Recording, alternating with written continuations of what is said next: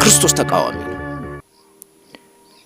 ለነሱ ማዲ ነው፣ መሲያቸው ነው። በመጽሐፍ ቅዱስ እይታ የክርስቶስ ተቃዋሚ ነው። ምንም ሌላ ነገር የለው። እንዴት ነው የሚገናኘው? ስለ ክርስቶስም እንመለከታለን። ኢየሱስንም በተመለከተ እነሱ ያለውን ሐሳብ እንመለከታለን እና በስተመጨረሻ ግን ማዲ በተመለከተ የምናወራው ስለ በነጭ ፈረስ ላይ ተቀምጦ በቃ ፒክቸር ማድረግ ነው የራእይ መጽሐፍን። በነጭ ፈረስ ላይ ተቀምጦ የሚመጣው ከኢየሱስ ክርስቶስ አስቀድሞ የሚመጣው የ7 ዓመት ስምምነት የሚፈጥረው ሰውዬ በመጽሐፍ ቅዱስ ላይ ያለው ጸረ ክርስቶስ ከዚህ ሰውዬ ጋር ምን ያህል ተቃራኒ እንደሆነ የነዛ መሲህ የነዛ ክርስቶስ በክርስቲያኑ አመለካከት ጸረ ክርስቶስ ነው ወይም ትክክለኛው የዓለም ሁሉ መሰረት የእውነት መሰረት ነው ተብሎ በሚታመነው መጽሐፍ ቅዱስ መሰረት ጸረ ክርስቶስን የሚወክል ነው። ጸረ ክርስቶስን የሚወክል ሰው ነው ይሄ ሰውዬ። ሌላኛው ደግሞ ስለ ኢየሱስ ክርስቶስ እንመልከት። በክርስቲያኑ ኢየሱስ ክርስቶስ የሚባለውና እዛ ላይ ያለው ኢየሱስ ምን ያህል ለየቅል እንደሆነ ክርስቲያን አስቀድመን እንዳየነው በክርስቲያን ዘንድ ኢየሱስ የእግዚአብሔር ልጅ ነው። በእስላም ሃይማኖት ኢየሱስ የእግዚአብሔር ልጅ አይደለም። በክርስቲያን ሃይማኖት መሰረት አምላክ ስጋ ሆነ የሚለውን የሚወክለው ኢየሱስ ነው። በኢስላም ሃይማኖት መሰረት ደግሞ አምላክ ስጋ በፍጹም አይሆንም ወይም ሰው ሆኖ አልመጣም አምላክ። ኢየሱስ በክርስትናው ሃይማኖት መሰረት በመስቀል ላይ ነው የሞተው። በእስልምናው ሃይማኖት መሰረት ኢየሱስ በፍጹም በመስቀል ላይ አልሞተም። ይልቁንም እግዚአብሔር ከዚች ዓለም ልክ እንደ ነብዩ ኤልያስ ወስዶታል። ከዚች ዓለም ወስዶት አሁን በአላህ ዘንድ ያለ በመጨረሻው ዘመን ደግሞ የሚመለስ ነው። በኢስላም ሃይማኖት መሰረት በኢስላም ሃይማኖት መሰረት ኢየሱስ ከዚህ ምድር ሲሄድ ተልእኮውን ሳይጨርስ ነው የሄደው። ስለዚህ ያንን ተልእኮውን በሚመለስበት ጊዜ ይጨርሳል። ያን ተልእኮ ምንድነው? ክርስቲያኖችን ልክ እንዳልሆኑና ትክክለኛው መንገድ ለክርስቲያኖች መናገር ነው። ያ መንገድ ሌላኛው በክርስቲያኖች ኢየሱስ እንደምናውቀው የኃጢአትን ዕዳ የከፈለ ነው፣ መስዋዕት የሆነ ነው። የኃጢአትን ስርየት ለሰው ልጆች በሙሉ ያስገኘው ኢየሱስ ነው። በእስልምናው መሰረት ደግሞ በምንሄድበት ጊዜ የኃጢአትን ዕዳ ኢየሱስ አልከፈለም። ለምን? አልሞተም። ሌላኛው ኢየሱስ ክርስቶስ በክርስትናው እምነት መሰረት ከሙታን መካከል ተነስቷል። በእስልምናው ሃይማኖት መሰረት ኢየሱስ ስላልሞተ ከሙታን መካከል መነሳት አይጠበቅም። ምን ያህል ሰፊ ልዩነት ነው!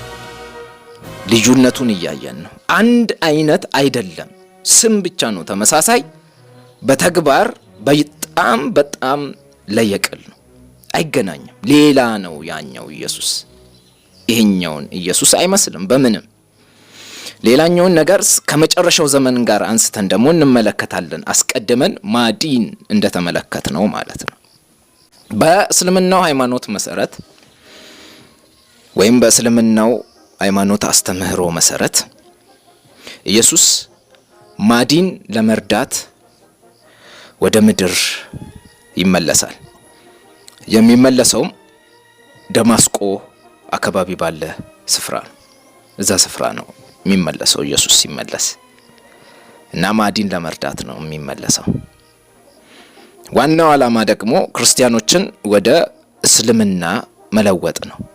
በስብከት ክርስቲያኖችን ሰብኳቸው እስካሁን ያመናችሁት ልክ አይደለም እና እኔ ነኝ ትክክለኛው ክርስቶስ፣ ኑ ወደ እስልምና ተመለሱ እያለ ይሰብካቸዋል።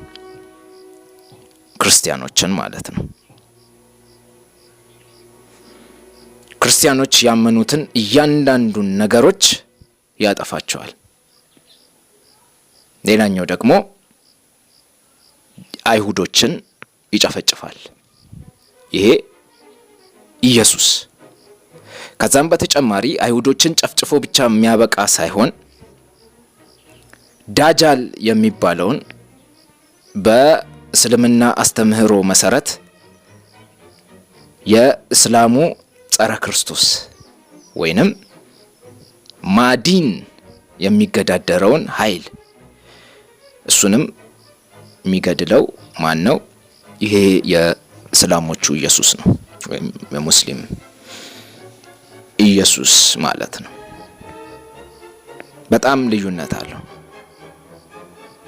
ራእይ መጽሐፍ ምዕራፍ 13ን በምንመለከትበት ጊዜ የጸረ ክርስቶስ የሚያግዘው ጸረ ክርስቶስን የሚደግፈው ኃይል ማን በመባል ይታወቃል? ሐሰተኛው ነብይ ይባላል። የሐሰተኛው ነብይ ጸረ ክርስቶስን የሚያግዝ ነው፣ የሚደግፍ ነው። ሰዎችንም ደግሞ ስለዚህኛው ክርስቶስ እየሰበከ በግድ ደግሞ ግድ ያለ በግንባራቸው ላይ 666ን እንዲቀበሉ የሚያደርግ ነው። በግንባራቸው 666ን እንዲቀበሉ የሚያደርግ ያኛው የሚደግፍ ነው። ፒክቸራይዝድ እናድርገው። ምን ያህል ተመሳሳይነት ያለው ግን የተቃረነ ሐሳብ፣ አንዱ እግዚአብሔራዊ ነው፣ አንዱ ሰይጣናዊ ነው ሐሳቡ ማለት ነው። እዚህ ማዲን የሚረዳው ኢየሱስ ነው። በመጽሐፍ ቅዱሳችን ላይ ሐሰተኛውን ክርስቶስ ወይም ጸረ ክርስቶስ ብለን ያልነውን ወይንም አውሬው ተብሎ ያለውን የሚረዳው ሐሰተኛው ነብይ ነው። በእስልምናው አስተምህሮ ሐሰተኛው ነብይ ማን ሆነ ማለት ነው? ኢየሱስ። አውሬው ጸረ ክርስቶሱ ደግሞ ማን ነው? ማህዲ። በጣም ማገናኘት መቻል ስላለብን እና እንደዚህ እያገናኘን እንድንሄድ ያስፈልጋል። ተጽፏል ሁሉም። የትኛው ነው ከእግዚአብሔር የሆነው የትኛው ነው የሚለውን መለየት መቻል አለብን። ዳጃል ደግሞ በእስልምናው ሃይማኖት መሰረት የእስላሙ ጸረ ክርስቶስ ነው፣ አሳቹ ነው። እነሱ እንደሚያምኑት ዳጃል አሳቹ ነው። ተአምራትን የሚያደርግ በሙሉ ኃይሉ የሚመጣ ግን ለአጭር ጊዜ ዓለምን የሚያስተው ነው ዳጃል፣ እነሱ በሚጠሩት ስም መሰረት ማለት ነው። ባለ አንድ አይን ነው። ደግሞ ሲራመድ አንዳንድ ጽሁፎቻቸው ላይ እንደሚገኘው ወይም አንዳንድ ሰዎች እንደሚያብራሩት መሰረት ባለ አንድ አይን ነው። እያነከሰ የሚራመድ ነው። በዛ ላይ ደግሞ የሰው ቅንድብ የለውም። ጸጉሮቹ ራሱ የተፈረዙ ፍሪዝ ጸጉሮች ናቸው። እንደዛ ብለው ያምናሉ። በግንባሩ ላይ ደግሞ ከሃዲ የሚል ጽሁፍ የያዘ ነው። በአረብኛው ካፊር ይሉታል። ይህ ሰው በሚገርም ሁኔታ ከአይሁድ ወገን ነው የሚመጣው። ከአይሁድ ወገን ዳጃል አይሁዳዊ ነው። ዳጃል ዓለምን በሚያስትበት ወቅት ላይ ወደ ዓለምን ሁሉ አስቶ ወደ መካ፣ ወደ መዲናና ወደ ደማስቆ መግባት አይችልም። ግን ዓለምን በሙሉ ያስታል ከነዚህ ከሶስቱ ከተማዎች በስተቀር። ዳጃልን የሚከተሉት አብዛኞቹ አይሁዳውያን ናቸው። አይሁዳውያንና ሴቶች ናቸው ማለት ነው። ይሄ ለአይሁድ ካለው ጥላቻ አንጻር የተጻፈ ጽሁፍ ይመስላል። ነገርየው እንደዛ ነው የሚመስለው። በመጨረሻ ደግሞ የዳጃል አሟሟት የሚሆነው በሙስሊሙ ኢየሱስ ይሆናል ማለት ነው። ሙስሊሙ ኢየሱስ ዳጃልን ይገላል። እናም በጠቅላላው በምንመለከትበት ጊዜ ስለ መጨረሻው ዘመን የሚያስተምረው አስተምህሮ ከምን ጋር የሚገናኝ ነው? የእስልምና ሃይማኖት መሰረትስ ምን አይነት ነው የሚለውን ማየት በጣም ለየቅል በምንም አይነት ሁኔታ ኢየሱስ የሚል ስም ብቻ ስላለ ከክርስቲያኖቹ ኢየሱስ ጋር የሚገናኝ እንዳልሆነ እንመለከታለን። በፍጹም አይገናኝም። በምንም ልናገናኘው፣ በምንም ልናስተያየው፣ በምንም ልናነጻጽረው ማንችለው ነው። ኢየሱስ የሚል ስም ሁሉ ካለ ኢየሱስ የሚል ስም ያለበት መጽሐፍ በሙሉ አንድ አይነት መጽሐፍ ነው ማለት ወይም አንድ አይነት ኢየሱስን ነው የሚያስተምረው ማለት እንዳልሆነ በዛ ነው የምናውቀው፣ በዛ ነው የምንረዳው ማለት ነው። የሙስሊሙ ኢየሱስ በክርስቲያኖቹ ሐሰተኛው ነብይ ነው ተብሎ የተጠራው። ማህዲ ደግሞ ጸረ ክርስቶስ ወይንም ደግሞ ሐሰተኛው ክርስቶስ ነው። በሚገርም ሁኔታ ደግሞ በክርስቲያኖቹ መጽሐፍ ላይ የተጻፈውን ገጸ ባህሪ ሙሉ ለሙሉ አጥቁረውና አጠልሽተው ትክክል ባልሆነ ታሪካዊ አጻጻፍ መሰረት አድርገው ወይም ደግሞ በብዙ አስፈሪ ለማድረግ ስዕላዊ ኢሜጆችን ምስሎችን በመፍጠር የተለያዩ ነገሮችን ቀባብተውበት በትክክለኛ ግን ኢየሱስን የሚያመለክተውን ለሐሰተኛው ክርስቶስነት ተጠቅሞት እንመለከታለን ማለት ነው። እንዴት ነው ዳጃል እንዴት አድርገው ሐሰተኛው ክርስቶስ ለማድረግ በሰዎች ዘንድ ደግሞ ተቀባይነት እንዳይኖረው ለማሳጣት ያደረጉትን ሙከራ እንመለከታለን። አይሁዳዊ መሆኑ ምንም በማያሻማ መልኩ ክርስቲያኖች እኛ ኢየሱስ ብለን ያልነውን ምን ያህል ሰይጣን ጽሑፉን ቀይሮ እንዳመጣ የራሱን ነገሮች የራሱን ስልት ክርስቶስን ምን ያህል እንደሚቃወም ቴክስቱ ራሱ ክርስቶስን ሙሉ ለሙሉ የሚቃወም ቴክስት እንደሆነ በዚህ ነው የምንመለከተው ማለት ነው። አንድ ለማድረግ እንዳንሞክር በቀጥታ የእስልምና አስተምህሮ ከሰይጣን መሆኑን ሰይጣናዊ አስተምህሮ የያዙ መሆናቸውን በቀላሉ መመልከት ይቻላል ማለት ነው። አስተምህሮ እዛ ላይ ነው የሚመሰረተው።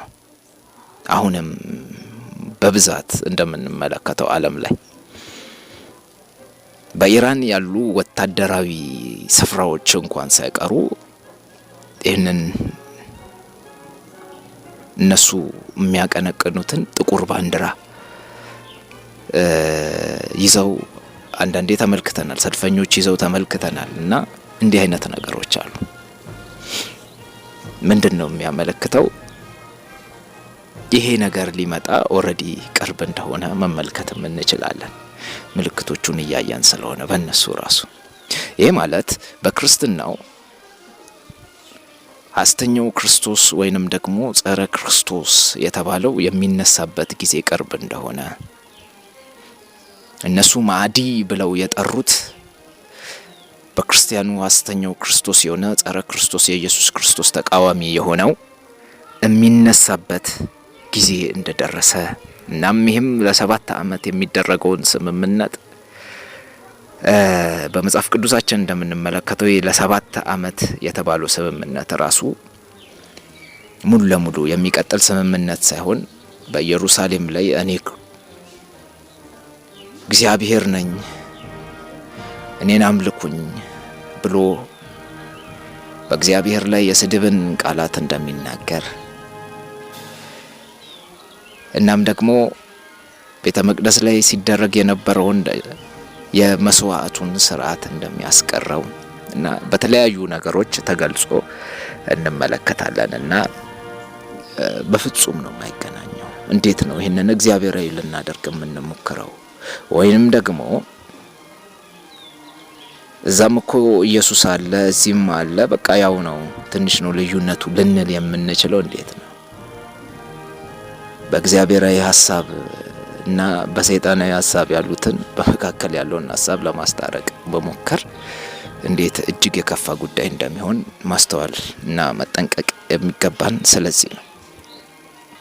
ስለዚህ ነው ኢቭን ክርስቲያኖች ነን ብለው አይ ኢየሱስማ እንዴት የኔ አዳኝ ሊሆን ይችላል እኔም ትንሽ ላዋጣ ያሉትን ራሱ ሐዋርያው ጳውሎስ የተረገሙ ናቸው ካለ እንዴት ነው? ይሄ እኮ ቀጥታ እያየ ነው አንድ በአንድ እንደምንመለከተው እንዴት እንደተቀየረ ቼንጅ ነው የተደረገው። በመጽሐፍ ቅዱስ ለክርስቶስ የተሰጠውን እዛ ለጸረ ክርስቶስ ሰጡት። በመጽሐፍ ቅዱስ ለጸረ ክርስቶስ የተሰጠውን የሰይጣንን ሐሳብ ይዞ ለሚንቀሳቀሰው ጸረ ክርስቶስ አውሬ ለሆነው የተሰጠውን ሐሳብ እዛ ስንመለከት ደግሞ ጭራሽ አዙረውት እንመለከታለን። ለየቅል ተቃራኒ የሆነ ሐሳብ ይዞ እንመለከታለንና እነዚህ ነገሮች እንዴት ናቸው የሚሉትን እየተመለከትን ነው የምንሄደው። የራእይ መጽሐፍ ምዕራፍ 13ን